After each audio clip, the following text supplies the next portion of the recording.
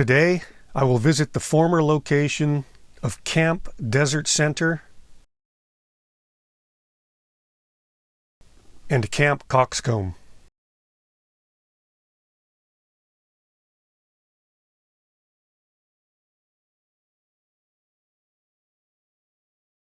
Camp Desert Center was used as a supply depot, a maintenance repair depot, and evacuation hospital.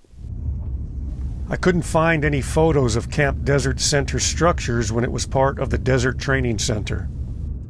The only evidence still visible are the rocks that were used to outline walkways, buildings, and possibly roads that were at the camp. So here I am at the corner of State Highway 177 and Oasis Road, and evidence of the old camp is out over there.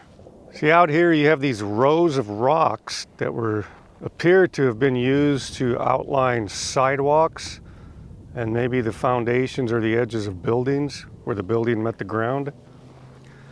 But there's evidence of this all over the place out here.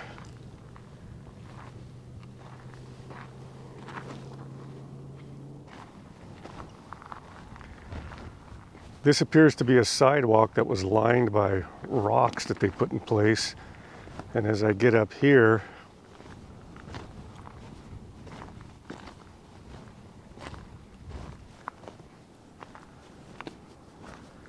you can see what appears to be the shapes of tents or buildings or structures that they had out here, and the rocks were placed at the base of these structures when they were out here. There's some more over here.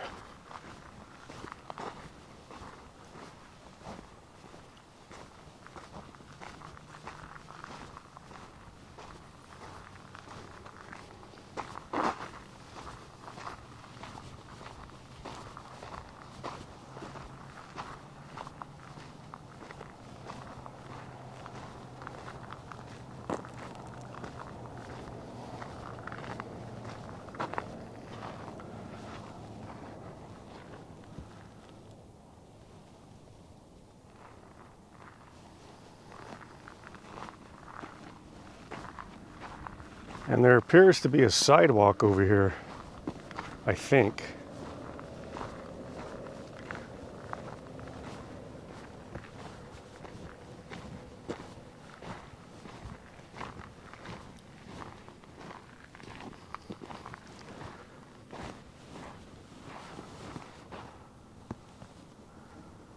This appears to be a sidewalk. The only thing still here, other than the rocks, is the Desert Center Army Airfield. It had one runway, 5,500 feet long. It had taxiways and a parking tarmac for aircraft. Over 40 buildings were constructed at the location. They included a hangar, an operations building, and a powerhouse. Units stationed at Camp Desert Center were the 74th Reconnaissance Group, the 377th Service Squadron, the 475th Base Headquarters, and the 1111th Guard Squadron.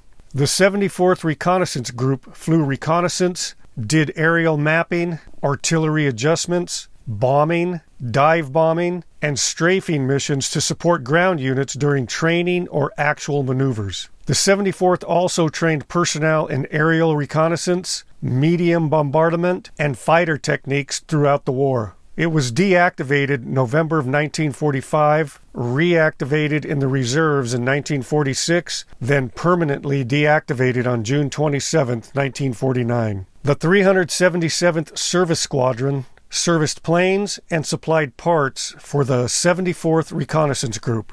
The 475th Base Headquarters was the administrative unit at the Desert Center Army Airfield. The 1111th Guard Squadron was responsible for security.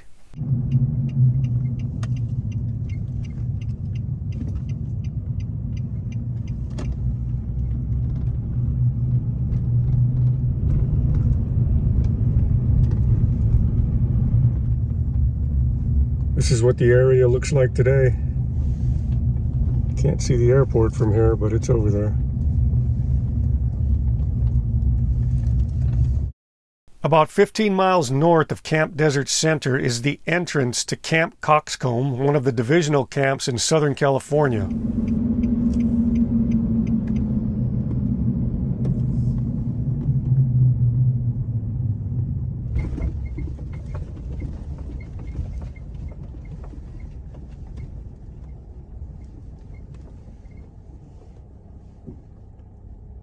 When Camp Coxcomb was complete, it had 39 shower buildings, 165 latrines, 284 wooden tent frames, and a 40,000-gallon water tank. It had 7 ranges for machine guns and small firearms. It was also the training grounds for the 7th Armored Division, the 85th Infantry Division, the 93rd Infantry Division, and the 95th Infantry Division. The 7th Armored Division saw service at the Western Front in Europe from August of 1944 until May of 1945 during World War II. The Western Front was made up of Denmark,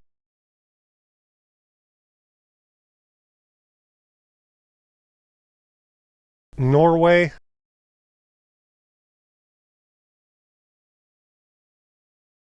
Luxembourg,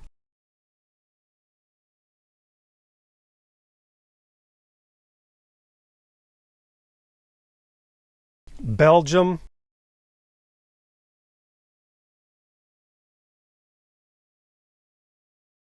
the Netherlands,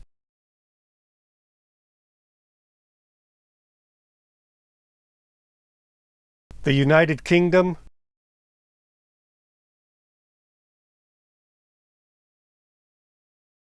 France,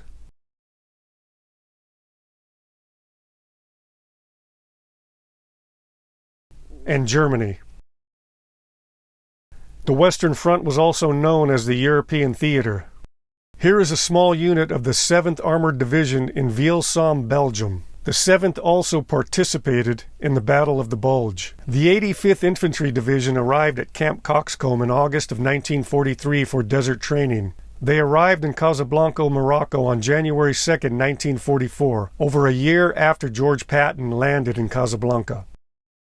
Elements of the 85th Division arrived in Naples, Italy on March 27, 1943. By the end of World War II, the 85th Infantry Division had a total of 8,774 battle casualties. 6,314 were wounded in action, 1,561 were killed in action, 402 were missing in action, and 497 were prisoners of war. During World War II, a typical division had approximately 15,000 personnel. That would mean that over half of the 85th Infantry Division were casualties of war. The 93rd Infantry Division served in the Pacific Theater during World War II. They were sent overseas on January 24, 1944. They served on New Guinea, Bougainville, and the Admiralty Islands. It is said they saw very little fighting. They were sent to Guadalcanal in 1944, and they were mostly used for defensive operations and construction. By the war's end, they had 12 killed in action, and the division returned to the United States on February 1, 1946, and was deactivated February 3, 1946. The 95th Infantry Division arrived in England on August 17, 1944. They were sent into combat on October 19, 1944 in Moselle, France. After they defended against every German attack near Metz, France, they earned the name the Iron Men of Metz. They entered Germany on November 28, 1944. The 95th Infantry Division saw a large amount of action, and their total battle casualties were 6,591. 1,205 were killed in action, 4,945 were wounded in action, 61 were missing in action, and 380 were prisoners of war. Today, the 95th Infantry Division exists as the 95th Training Division of the United States Army Reserve at Fort Sill, Oklahoma. These 4 divisions all trained at Camp Coxcomb. Most of the camps had a circle formation.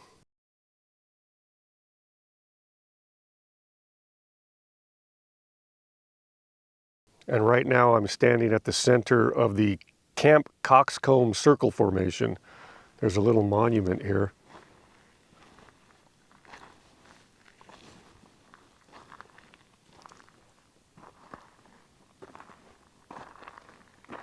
And here to the east, you see they lined rocks up. And this little outcropping, I'm assuming they put a flag there, but I don't know for sure. There could have been a flagpole there with the American flag on it.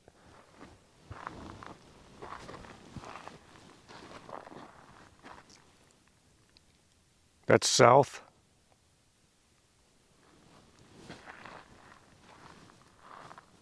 That's west. And that's north. There are lined up rocks through this whole area, as you can see here. And up ahead, there's a real interesting path with dark colored rocks that they were probably brought in from another area or from another location, because there aren't any rocks this color out here. They're kind of gray, or actually they're gray and approaching black. And they were put into this path here, make a nice pattern.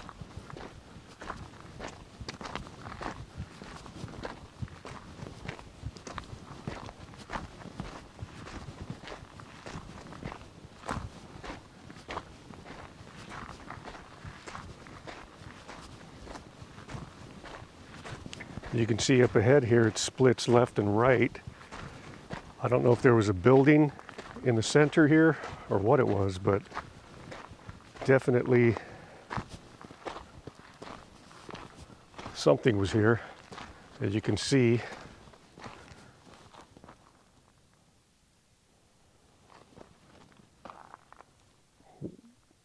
How this is still here, and whatever was here, I don't know. Very interesting.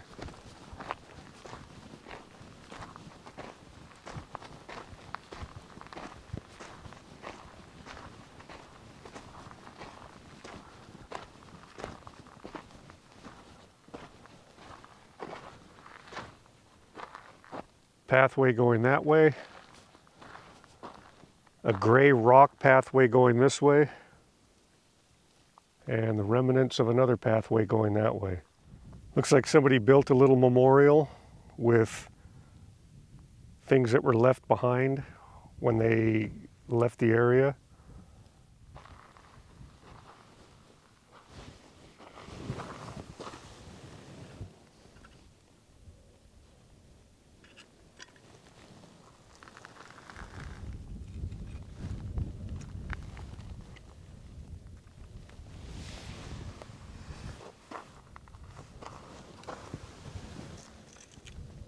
This looks like a lantern.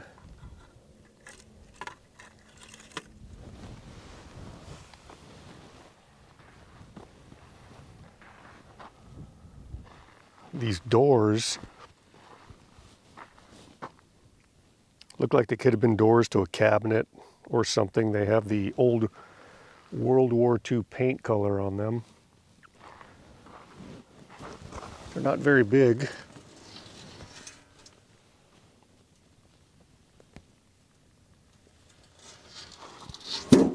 Some type of cabinet doors. And out over there somewhere in the distance is supposed to be another Catholic chapel. South of Camp Coxcomb Center, there was another Catholic chapel that still remains to this day.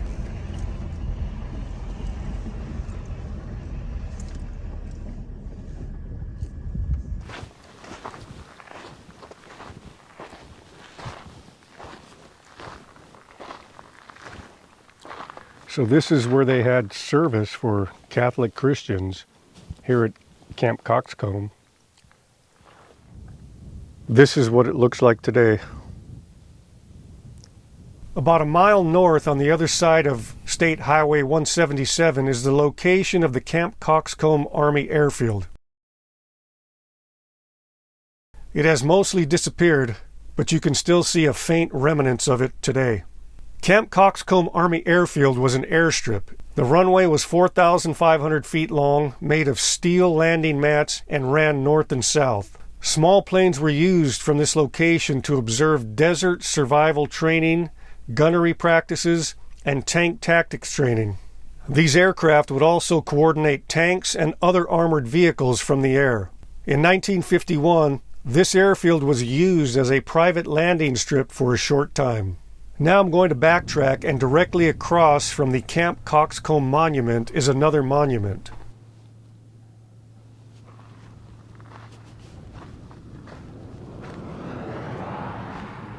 It is the Palen Pass Maneuver Area Monument.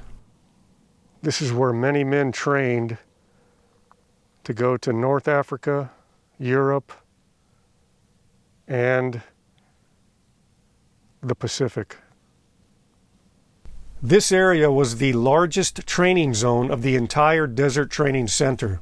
The training here included mock battles with two teams. One team's goal was to make it through Palen Pass, and the other team's goal was to prevent them from passing through. After 13 weeks of training in this area, these units were transferred to various World War II battlefronts. From 1942 to 1944, this area was rumbling with tanks, artillery, small arms fire, airplanes, vehicles, thousands of troops, and living quarters. Today, it is quiet, calm, and peaceful. And if it were not for State Highway 177 passing through, it would be completely deserted here. So there you have it. General George Patton's World War II Desert Training Center, featuring Camp Desert Center and Camp Coxcomb, right here on the Forrest Hagerty channel.